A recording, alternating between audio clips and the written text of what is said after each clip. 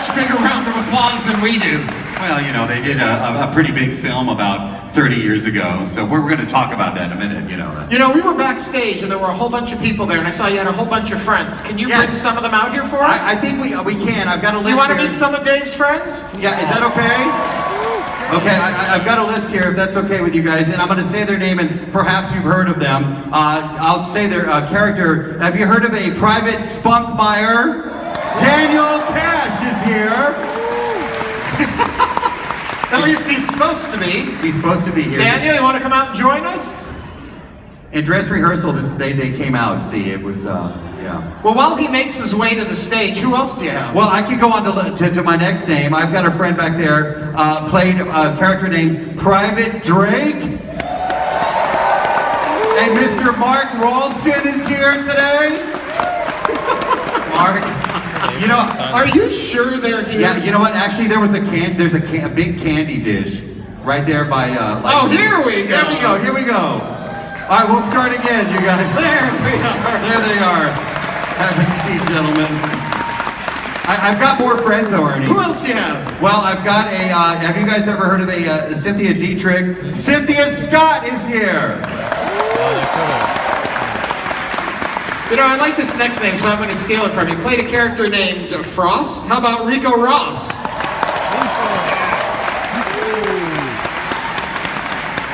And we've got Private Vasquez in the house, Jeanette Goldstein. I had hoped that Gorman would be here. William Hope. Does anybody remember Private Hudson? Ladies and gentlemen, Bill Paxton. You know, I'm mad about him, but I'm even more mad about Burke. How about Paul Reiser? You guys remember Newt, of course. Rebecca Newt Jordan. Carrie Hann is here. Hey, she's alive. Now, he was a character named Hicks, but he's my new best friend, Michael Bean. And if you're ready. So is that it? No, I think we've got one more. Who else? This Does looks anybody like remember everybody. Ellen Ripley? By chance? You know what's great? I actually got to interview her for her movie Chappie that just came out about a year ago. So I haven't seen her since then, but it's going to be great to see her. Welcome her to Houston, Texas, Sigourney Weaver!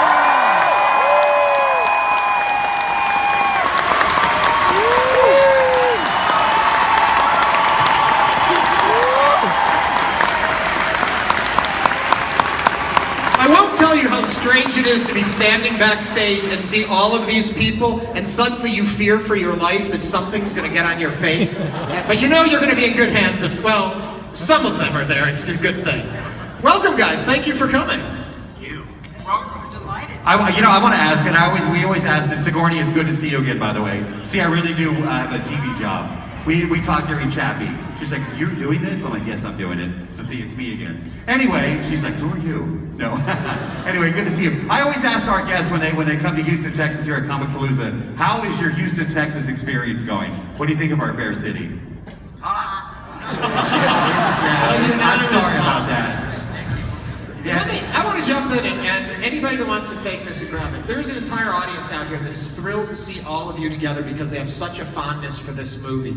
How do you guys reflect back on that film? If I can start with Sigourney. Well, it is so wonderful to see everyone.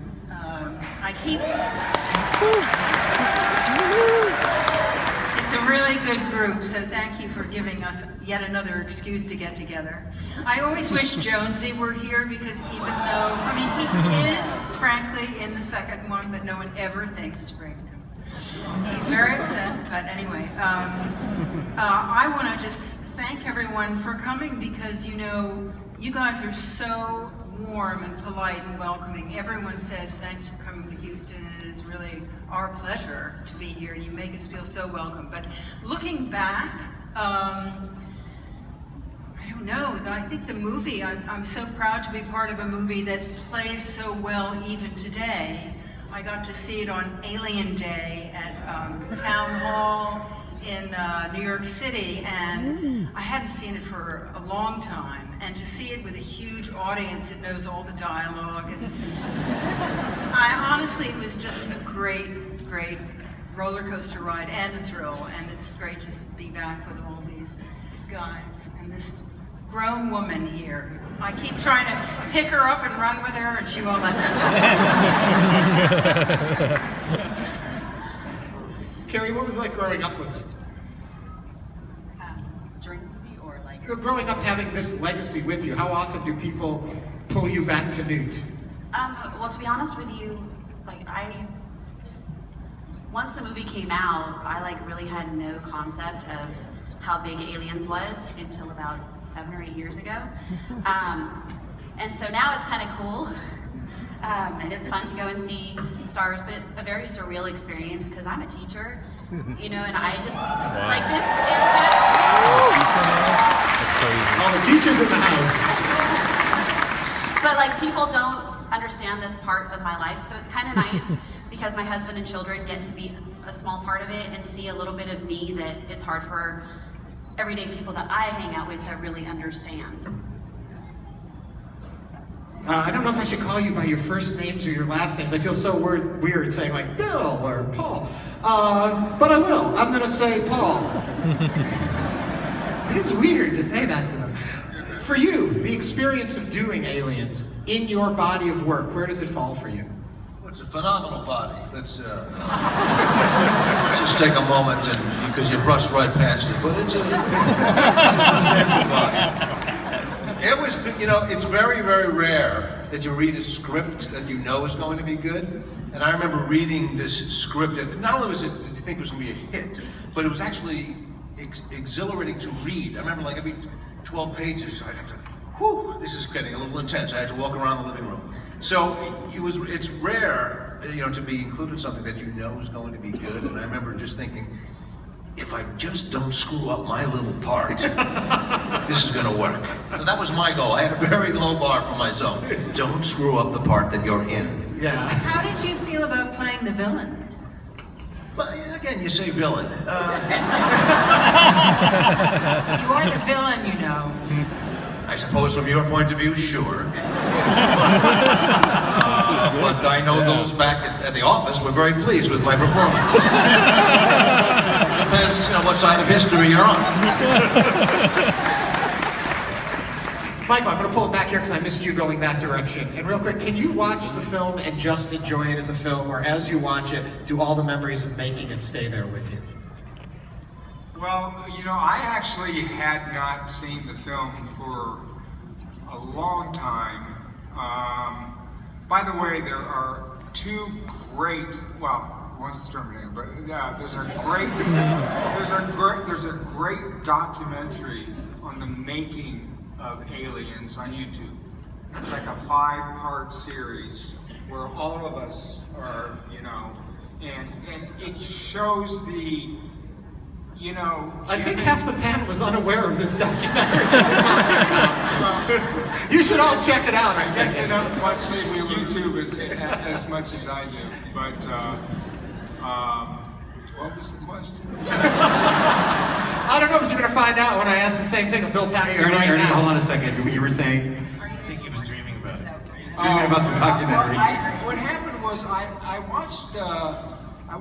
I was flipping through the channels and looking for something to watch probably about 6 months ago, and it was the part where that shell is being opened and they find you at the very beginning of the movie, and then the thing falls in, and I started watching it, and I just ended up watching the whole thing, and the movie is so special. It's so special. We all, I think, everybody that worked on the movie felt like it had a chance to be really good. I don't think anybody expected to be 35 years later sitting here talking about it, but when I watched the movie and I kind of like was analyzing it, I get so many children I mean, that are 8 and 10 years old, that and 12 years old, that, you know, parents will let them watch the movies. Little girls come up to me and they're this tall. They're like, "I love you, Hicks. I love you." You know? It's like 3 generations down, you know. And I'll say to kids, "What's your favorite movie?" Captain America? No, Aliens. Aliens is my favorite movie, you know. And so it's one of the things that I realized when I watched the movie that I really hadn't thought about before was why people like the character of Hicks so much, and it goes back to James Cameron. And if you watch Hicks in the movie, he's always smiling, you know? And he's usually smiling at her. And he, you know, is impressed, and he is surprised, I think, and just a little bit, a little crushy kind of deal going on there, you know? And I think that the thing was so cool about the characters that I was able to kind of give it up to you. And everything was like that made Hicks cool was the fact that I respected you, and that I knew that you knew what was going on, and nobody else did, but I wasn't going to act like I was. And so it's not the shooting, and it's not like great scenes with aliens were coming out, we're shooting, and a lot of, but he's not a tough guy, you know? It was that little relationship. And by the way, that was written into the script by Jim Cameron. There was no, and I don't get a chance to play that leading man character very often. And so I was very pleased at that kind of, I always call it a like story, you know? And I was very pleased with the like story, and realized that as I watched the movie, why people like Hicks so much, especially women. Bill, let me ask you real quick, why do you think the movie holds up? Too much barbecue. I mean, does anybody have a Tums? And I just want to say one thing to Paul Reiser. Maybe you haven't been keeping up on current events, but we just got our asses kicked, pal!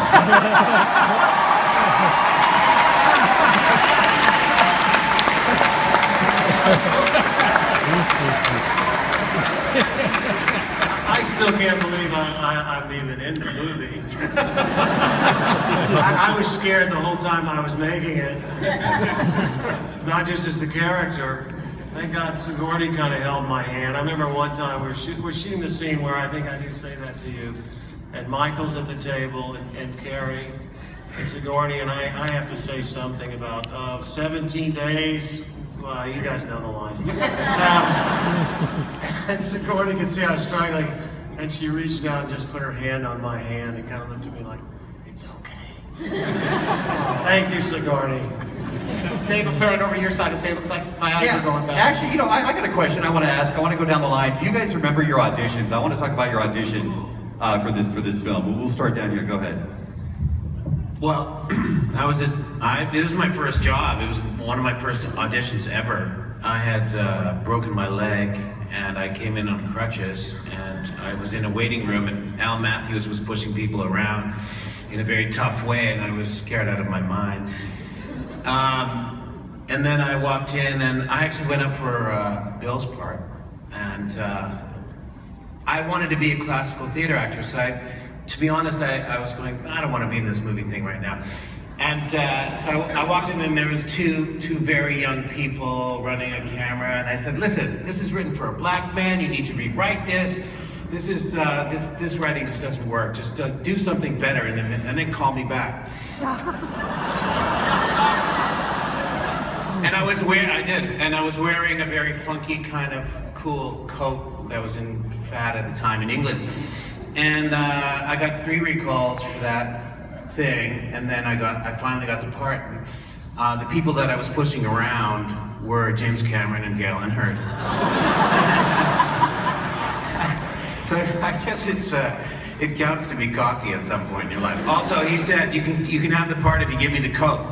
So I did. Mark?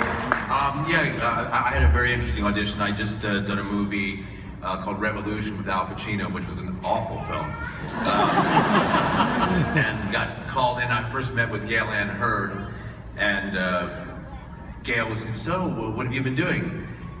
And I began to weave a tale. It was a total fabrication and lie that I had the best role next to Al Pacino in this film. And I was so convincing, I finally got called back to see Jim, but sometimes lying works. Now, Jeanette, there's quite a bit of folklore around your audition, so please set the record straight for us. Okay, I'll set the record straight. So Okay. some of it's true, some of it isn't. So I didn't have an agent. I was a theater actress, and I saw a call for a film called Aliens, and they were looking for a North American and American actress who held a British equity card. And in England, if you have your green card, it's called your resident alien card. So I sort of thought, well, what's this film about?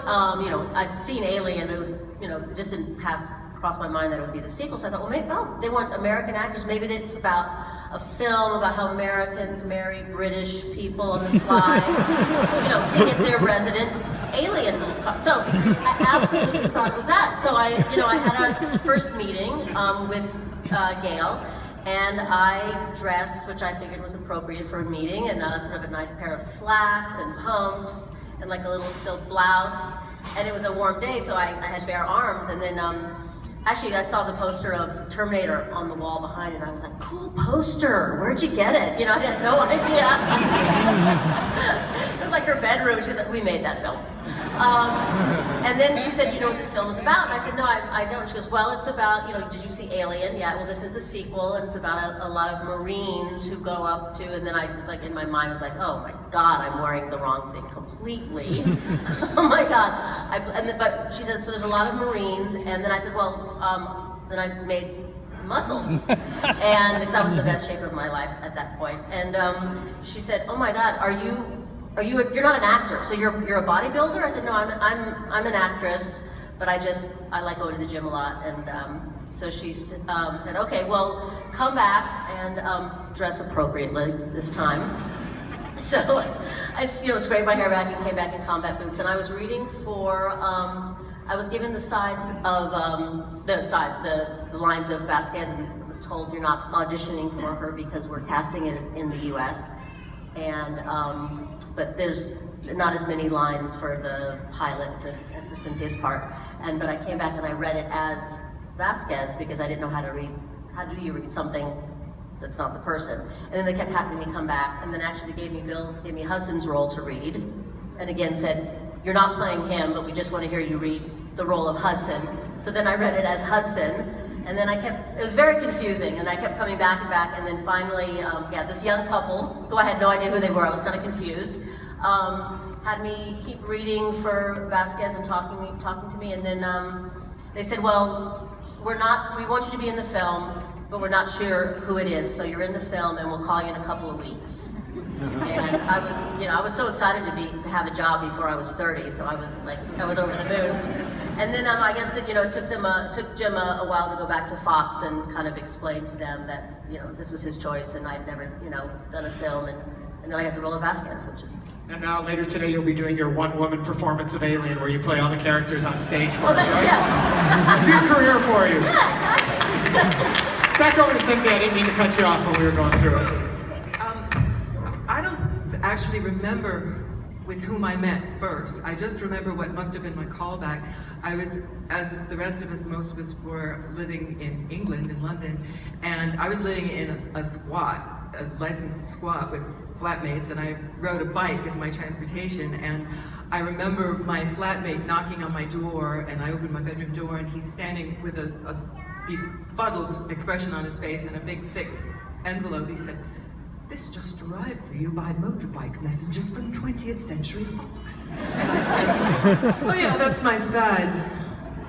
my first job too. I do remember, and I think they read all the women at that point for Vasquez, with Vasquez's lines, and so I read the sides and studied up, and I guess I had a little more information than Jeanette had at the time, and I realized, okay, this is like super fit, like buffed, threatening woman. So I went to the gym before the audition, and I already had pretty short hair, that helped, and I rode my bike to the audition through Trafalgar Square, which is taking your life in your hands, and I rode like a bat out of hell, like aggressively, like, get out of my way, double-decker buses!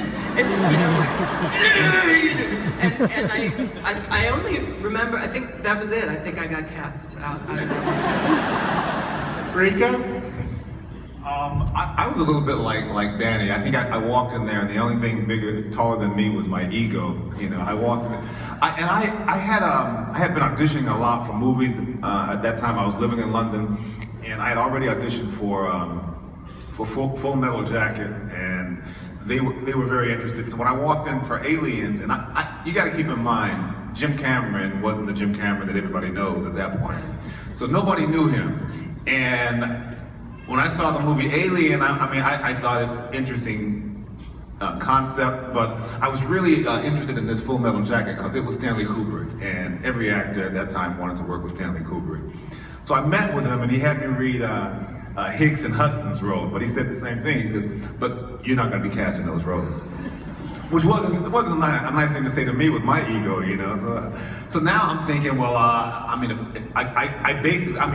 can't believe this now, but I told him at that time, I said, well, if it's not for Hicks or Hudson, I'm really not interested. And and he said, listen, I'll tell you this, I want you to be in the movie. I just can't tell you right now. We're just starting to cast, but I do want you to be in the movie. And he says, I'll rewrite the script, and I'll write you a nice role, and I'll put some characters together, and you'll be happy. So I went away, and he said, before you accept the Kubrick job, just meet with me again. So I went back to Kubrick, I told him what was happening, and Kubrick says, well, listen, I need you for 8 weeks. And I went back to James and said, James, he needs me for 8 weeks. And James says, well, I'll let you come a week late to our shoot if Kubrick will release you. I went, great, I can do both these movies. Anyway, I went back to Kubrick, and Kubrick says, no, I can't release you, I can't guarantee you. Well, most of you who know Stanley Kubrick, that film took over a year to make, Full Metal Jacket. And so now I understand why he couldn't release me after 8 weeks. Anyway, it forced me to make a choice, and James says, listen, I'll rewrite this script. I wrote the script. I'll make you happy. And he says, and I'll pay you your fee. Whereas Kubrick didn't want me to read the script. Nobody read the script for Kubrick's film. You got the sides, and he says, what we do is we're gonna go and we're gonna workshop it, and whatever you bring to it is what we're gonna bring out of it. And as an actor, you like that challenge. But you don't know what you're gonna be doing, and that's a little scary. So I kind of had to make a choice, and I went with James, and the rest is history. I think it's kind of cool. I'm like, I'm on a space And we'll wrap it up with William answering that one. William. I'm sorry? Yeah, it's, there's a few themes running through this because we were all, kind of this side of the table was living in London, and I never met Stanley Kubrick, but I met Leon Vitali, his acting coach. As far as I knew, you didn't meet Stanley. You didn't meet him until day one of shooting, and I did a lot of auditions for Leon. A lot of really hard work. I think I saw them 4 or 5 times, then he came back and said, Stanley loves you, he wants you to do this, sending the contract to your agent. And I thought, it's great. Stanley Kubrick, as far as I was concerned, was God. And you didn't get a contract finish date. Could have gone on for 2 years, he was to be there, and he was going to pay everybody across the board apart from Matthew Modine, who was, going to get paid a bit more. But, so then my agent brings me up before I've signed this contract and says, they want to see you for a science fiction movie. And I said, yeah, Sally, do I want to, do a science fiction movie? I'm working for Stanley Kubrick. And he said, no, it's a good script. Just go along and see him. And I almost didn't want to do it. I said, yeah, okay. But I've been doing a play at the time, doing quite a lot of theater, Private Wars by Jim McClure, about veterans, Vietnam veterans. And so I was shaved and pumped and, armied up. And I went in to meet Jim and Gail at 20th Century Fox, and we were talking and chatting. They said, right, okay, here's a script. Give me Hudson's lines. We want you to come back because I just been playing this really quite crazy, damaged guy.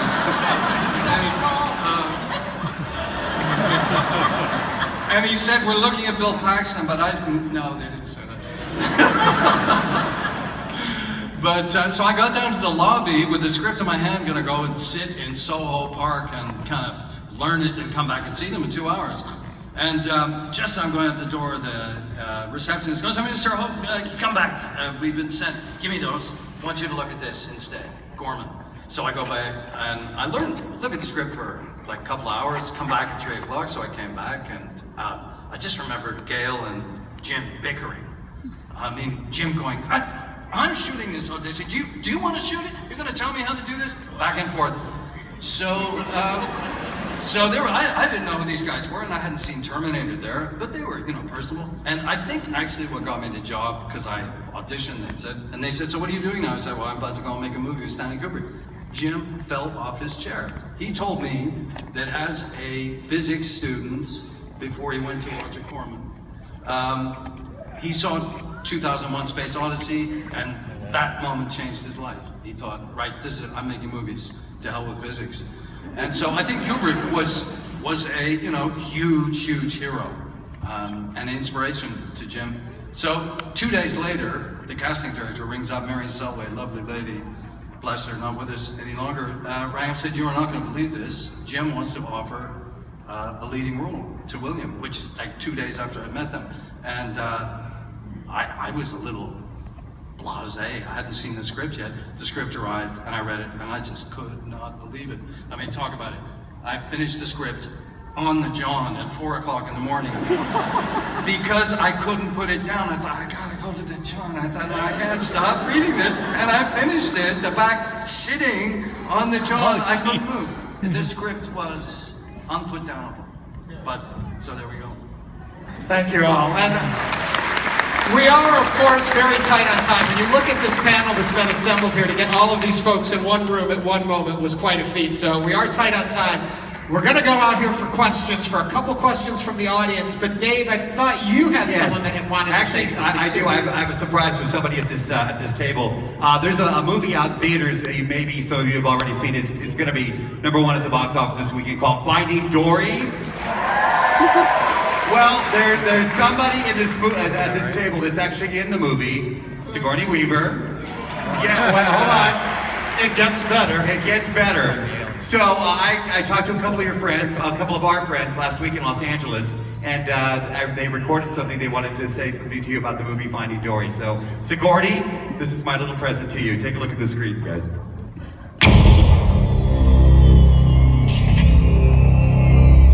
I'm actually going to be with Sigourney Weaver next week. You are? Yes, I'm hosting a panel in Houston. I hope she's seen it by then.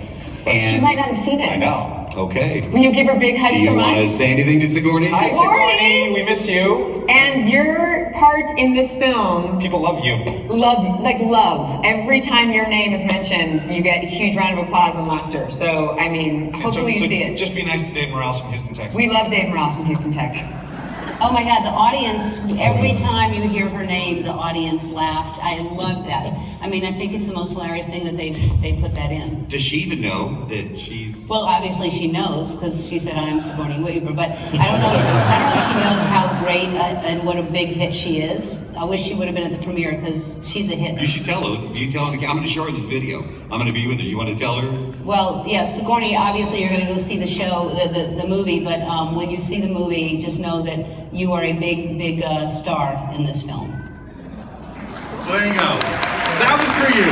That was for you. There you go. All right, we promised a couple questions from the audience. Where do we... Scene to film in Aliens. Favorite scene in Aliens? Oh, that's so hard to choose. That's like choosing one of your children. Which is your favorite child? You know, one of the most amazing scenes, and I must say I loved working all of our scenes as an ensemble were so exciting, but the scene I remember the most, maybe, well, anyway, was going in with Carrie to the Queen's Chamber, because you know, you read the script, you don't know what the Queen's Chamber is, you don't know what the Queen is, so going into this majestic, huge space filled with these eggs, and then seeing this creature come out for the first time and eggs jump out. I mean, sometimes when you're an actor, you're like, is this really happening? You know, because they kind of just shoot, you know, and there's no rehearsal with these big effects sometimes. So I just remember it was like really being in the Queen's Chamber with Newt and having to shoot, you know,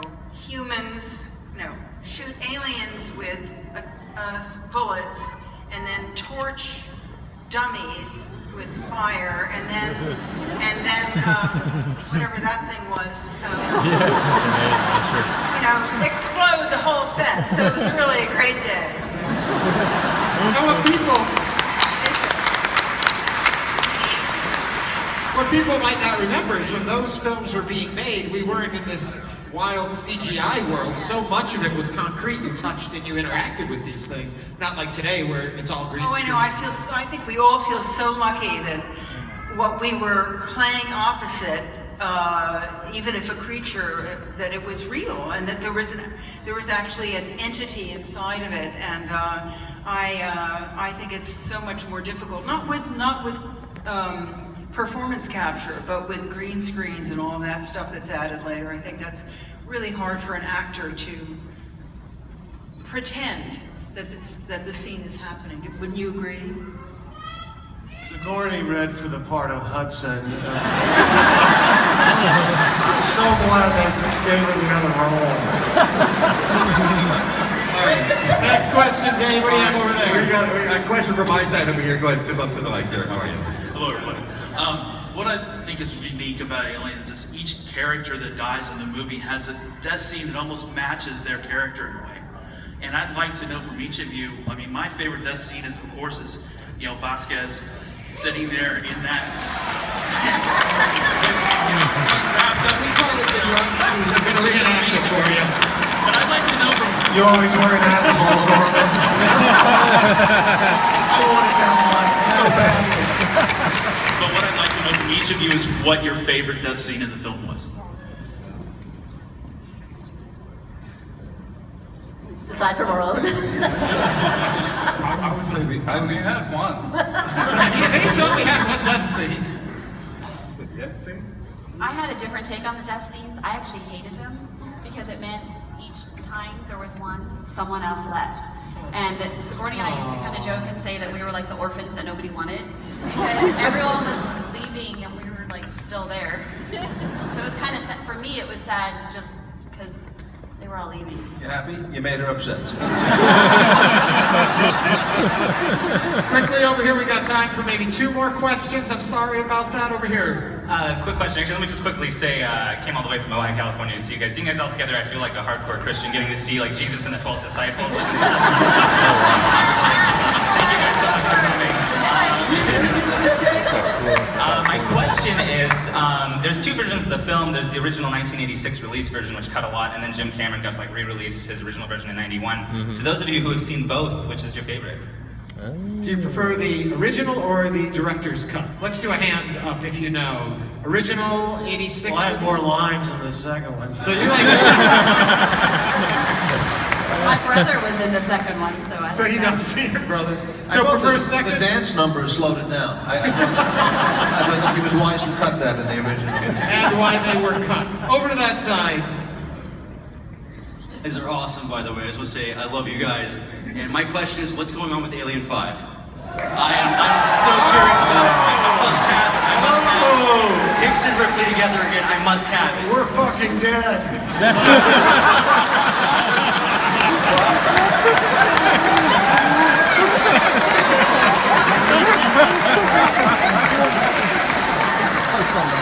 Well, I'm so glad you asked that,